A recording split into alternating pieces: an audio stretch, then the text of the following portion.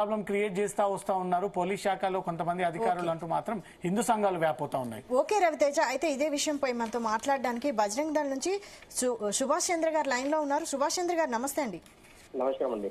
ఈ బంజారా హిల్స్ పెద్దమ్మ ఆలయం ఇన్సిడెంట్ లో మొత్తం 26 నుంచి 28 మంది వైపు పై కేసులు నమోదయ్యాయి. అందులో మీది కూడా ఉంది, ఎఫ్ఐఆర్ నమోదు చేశారు. మీరేమంటారు దీనిపై? మేడం ఇదేమని చెప్పన్నా, ఆ పోలీస్ వాళ్ళకు ఇట్లా అవగాహన చేస్తున్నారో చేయకూర్చో మాకు తెలియట్లేదు. ఎందుకంటే అక్కడ అవమానం మాకు జరిగింది. ఇప్పుడు ఆడ ఉన్న పోలీస్ అధికారులు ఒక రెవెన్యూ ఆఫీసర్ దగ్గరుండి విగ్రహం తీశారు. అది ఎక్కడ జరగదు. ఇంకోటి ఏ వేద మంత్రాలు ఏవి లేవు, ఏదో ప్రక్రియ తీసుకొచ్చారు. వాళ్ళపైన ఏ కేసులు పెట్టాలంట మరి? ఇవాళ వాళ్ళు ఏమంటే ఇంతమంది హిందూ సమాజానికి సంబంధించిన మనోభావాలు దెబ్బతీశారు కదా. వాళ్ళు ఏమంటే అక్కడ ఇంకోటి ఇష్యూ చేసింది కారకులు ఎవరు? రెవెన్యూ వాళ్ళు, పోలీసు వాళ్ళు. మీరు సమాజంలో ఏమంటే ఒక హిందువులు గౌరవించే మాత విగ్రహాన్ని అక్రమంగా తొలగించడం జరిగింది.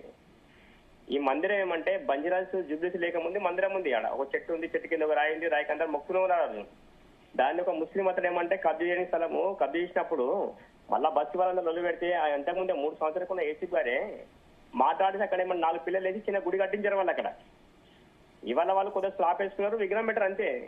దానికి పోయి మీరు నోటీస్ ఇవ్వకుండా, వాళ్ళతో మాట్లాడకుండా, కమిటీ వాళ్ళు మాట్లాడకుండా, మాకు ఇట్లా అధికారులను కాబట్టి మాకు ఇట్లా ఏమైనా చేసి రేపు ప్రమోషన్ రావచ్చు అని చెప్పేసి దురాంకరంతో, దురాలోచనతో, దుర్బుద్ధితోటి వల్ల మీరు విగ్రహం తీసేశారు. దీని కారకులు ఎవరు? మరి ఎంఆర్ఓ గారు, ఆర్డీఓ గారు, కలెక్టర్ గారు. వాళ్ళపైన ఎందుకు కేసు పెట్టారు? మరి పోలీస్ అధికారులు మేము పెట్టినాం, మేము కేసులో కంప్లైంట్ చేశాము. ఎంఆర్ఓ గారి పైన కంప్లైంట్ చేశాం, మేము అక్కడ అధికారి పైన మేము కంప్లైంట్ చేశాము. మరి దానిపైన ఎందుకు కేసు బుక్ చేయలేరంట వీళ్ళు? అంటే ఆఫీసర్లు అంటే కేసులు పెట్టకుండా ఏమని చేసుకోవచ్చు అన్నమాట వాళ్ళు. అంటే ఓన్లీ మా ధర్మం గురించి ఇట్లా ఓ సంఘటన జరిగింది, దానికి న్యాయం చేయమని మేము వస్తే వాళ్ళు మా పైన కేసులు పెడతారు. తప్పు ఎవరిది? ఇక్కడ పోలీస్ అధికారిది. తప్పు ఎవరిది? ఇక్కడ ప్రభుత్వ యంత్రాంగానికి. ఎందుకంటే మేము అడగబట్టి వారం రోజులు అయిపోతున్నాం కానీ మీలో చలనం లేదు, మీలో ఆలోచన లేదు. మళ్ళీ ఏ సంస్థల సంగతి చూస్తా, నేను వీళ్ళేం చేస్తారు వాళ్ళ సంగతి చూస్తా అనే ఏంది ఒక ఆఫీసర్తో మాట్లాడే కావు కదా. వాళ్ళు ఎట్లా మాట్లాడతారు? వల్గర్గా మాట్లాడరు. ఆఫీసర్ను అవమానిస్తూ మాట్లాడరు మొత్తం. ఏ బాబు నవీన్ నువ్వు ఎట్లా బయటకు వచ్చాడు, నేను సిఆర్ లోపలే వెళ్ళాను, ఎట్లా బయటకు వచ్చాడు ఒక ఎంఆర్ఓ అంటుంది. అంటే వాళ్ళు ఏమన్నా రౌడీయం చేస్తురా, లేకుంటే ఇంకేమన్నా నియంత్రణ పరిపాలన చేస్తురా? ఒక ఆఫీసర్ అందరికి సమానం ఉంటుంది. ఆ ఆఫీసర్లకు న్యాయం గురించి వస్తాం మేము. అట్లా జిల్లా కలెక్టర్ వెళ్తే స్పందన లేదు, అడిషనల్ కలెక్టర్ దగ్గర స్పందన లేదు, ఎంఆర్ఓ గారి దగ్గర స్పందన లేదు. పోలీసు వాళ్ళు ఏమంటే మమ్మల్ని వేధిస్తారు, మొత్తం ఇబ్బంది పెడుతున్నారు. అసలు 30 మంది పైన కేసు చేసిన కర్మ ఏమని చెప్పండి. అక్కడ మహిళల పైన మీరు కేసులు చేస్తారు. కూడా మీరు గుంపులు వచ్చి ధ్వంసం చేసి దాడి చేసినటువంటి సందర్భం లేదు, ఆ వీడియో లేవు అలా. పోలీసులు ఏమన్నా ఆస్తున్నదా అన్నల్లా? చైర్లు మాయి, టెంటు మాది, అడేసిన ఆడ పెట్టిన మా తాత్కాలిక పెట్టిన ఆ రేకులు మాయి. ఏ ప్రభుత్వ ఆస్తి ధ్వంసం అవుతుంది అక్కడ? ఎన్ని లక్షలు, ఎన్ని కోట్ల ఆస్తి ధ్వంసం అని చెప్పండి అక్కడ.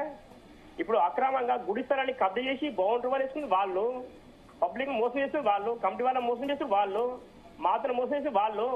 వాళ్ళ తాత జాగిరా ఫస్ట్ ఆడ ఉన్నది గుడి ఉంది కదా అక్కడ. ఫస్ట్ మొన్న మేము ఏదో రెవెన్యూ తీసుకున్నామంటే అక్కడ మసీదు ఉన్నది, మరి తీసుకోండి, మరి వాటికి తీసుకోండి. మరి అంతమంది నాయకులు కబ్జా చేసిన స్థలాలు ఉన్నాయి కదా, మరి వాటిని తీసుకొని శాత కావట్లేదు మీకు.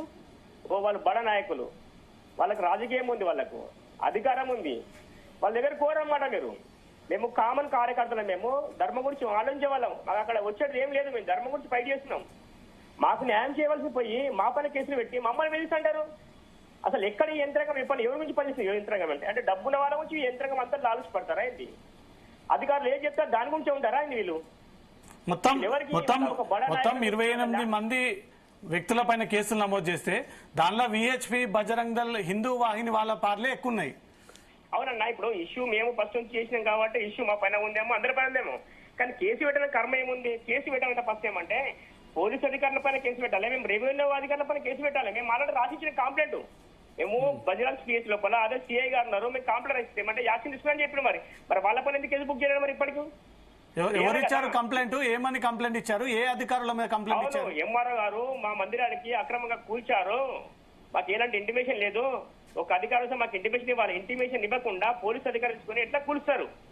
కూల్చే వాళ్ళపై చర్య కంప్లైంట్ ఇవ్వడం జరిగింది టెంపుల్ తరఫున. ఇప్పటికి మరి వాళ్ళ పైన ఎందుకు కేసు బుక్ చేయాలి ఇప్పటికి అధికారులు? అది కూడా ఆలోచించాలి కదా. మేము న్యాయం అడిగాం కదా, అన్యాయం అడగలేం కదా. అంటే మీరు అధికారులు కాబట్టి అధికారులు ఒకటే అన్నమాట. కాబట్టి మీరు కేసులు బుక్ చేయరు. ఎందుకంటే మీరు మా పైన దాడులు చేయొచ్చు, మీరు మమ్మల్ని కొట్టవచ్చు. ఒక్కొక్క కార్యకర్తకు ఈపులు వదిలిపోయినా రక్తాలు వచ్చినాయి. ఆ కర్ణాటకలు ఏమంటే ఆమె కాళ్ళు చేతులు లేవని చేత కాలేదు. అంత కొట్టాల్సిన కర్మ మీకేమో చెప్పండి, మేము క్రిమినల్స్ ఉన్నాయండి మీకు. అరే మీకు శాతనైతే మీ అధికారులు కదా, మరి ఇంతమంది రోహింగ్యాలు హైదరాబాద్ లోపల, బంగ్లాదేశ్ తీవ్రవాదులు ఉన్నారు మొత్తము, అనేక మదర్సాలు ఉన్నాయి, వేరే వేరే రాష్ట్రాలకు సంబంధించిన ట్రైనింగ్ సెంటర్స్ ఉన్నాయి. వాళ్ళ పని మీ ప్రతాపం చేత కదా, మీరు వాళ్ళ పని ఎందుకు చూసుకోరు మీరు? ఓన్లీ మేము ధర్మం గురించి మాకు న్యాయం చేయండి, మాకు న్యాయం చేయండి అని మేము మీకు దగ్గరికి వచ్చి అడుగుతున్నాము. పోలీస్ స్టేషన్ చుట్టూ మేము తిరుగుతూ పోతున్నాం. మేము ఎప్పుడు వచ్చింది కోపం, ఎప్పుడు వచ్చింది, ఎందుకు వచ్చింది? లోపల పోయి కార్యకర్తలను కుట్టారు, విపరీతంగా కొడుతున్నారు.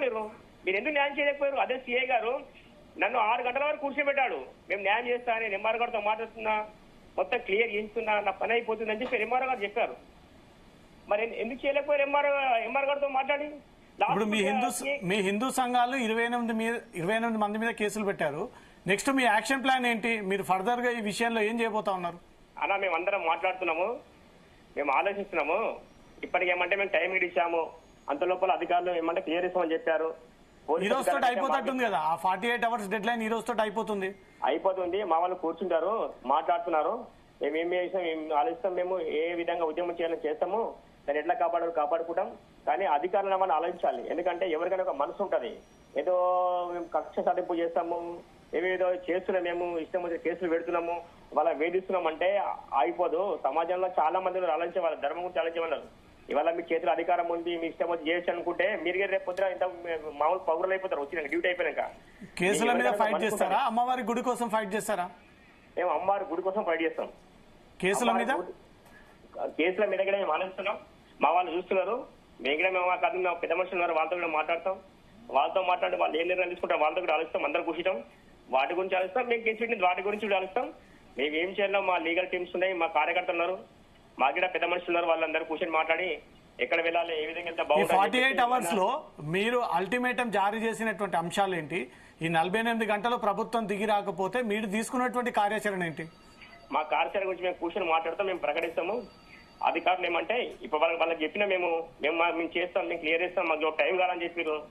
ఎవరికైనా టైం కావాలా టైం ఇచ్చినాము, అంతేగాని టైం ఉన్నా కానీ అనేక మంది కార్యకర్తల ఇంటికి వేధించడము, పోలీసు వాళ్ళము, సివిల్ పోలీసు వాళ్ళు వెళ్ళడము, టాస్క్ ఫోర్స్ వాళ్ళని పంపించడము, ఇవన్నీ కూడా చేశారు. అదేమంటే మాట ఉన్న వాళ్ళకి మాట ప్రకారం ఉండాలి. వీళ్ళకి మాట కూడా గవర్నమెంట్ వీళ్ళకి మాట ప్రకారం ఉండడం కూడా అధికారులకు చేత కావట్లేదు. వాళ్ళకి వాళ్ళు మాట ప్రకారం ఉండగానే చేత కావట్లేదు. మేము మాట ప్రకారం ఉండే కార్యకర్తలు వాళ్ళకి మాట ప్రకారం ఉండగానే చేత కావట్లేదు వాళ్ళ అధికార యంత్రాంగానికి. వాళ్ళొక మాట అంటారు, ఇంకో మాట ప్రకారం చేస్తారు. మేము క్లియర్ చేస్తాం, సమస్యను అయిపోతుంది, రేపు అయిపోతుంది, ఎల్లుండి అయిపోయింది చెప్పారు. ఎందుకు చేసి రావట్లేదు మీకు ఇంకప్పటికి? వాళ్ళు ఎందుకు ఇంకా క్లియర్ చేయలేకపోతారు? సమస్య కారకులు అధికార వ్యవస్థ అన్న, వాళ్ళదే కారకులు, వాళ్ళే దాన్ని పెంచి పోషిస్తారు. దాన్ని ఆపుకుంటూ రావడానికి అధికారులే. వాళ్ళు కావాలని చెప్పేసి దాన్ని ఒకటి పెద్ద ఎత్తున ఇంకా ఏమైతుందో చూద్దామని చెప్పేసి దీన్ని బాగా తీసుకెళ్తారు, ముందు తీసుకెళ్తారు. నిర్ణయాలు తీసుకోకొచ్చి వాళ్ళు కావాలని వాళ్ళు లేట్ చేస్తారు కాబట్టి సమస్య పెరిగిపోతుంది. మొత్తం అంటే అధికార యంత్రాంగం తప్పే, వాళ్ళ ఇష్యూ పెరిగిపోతుంది.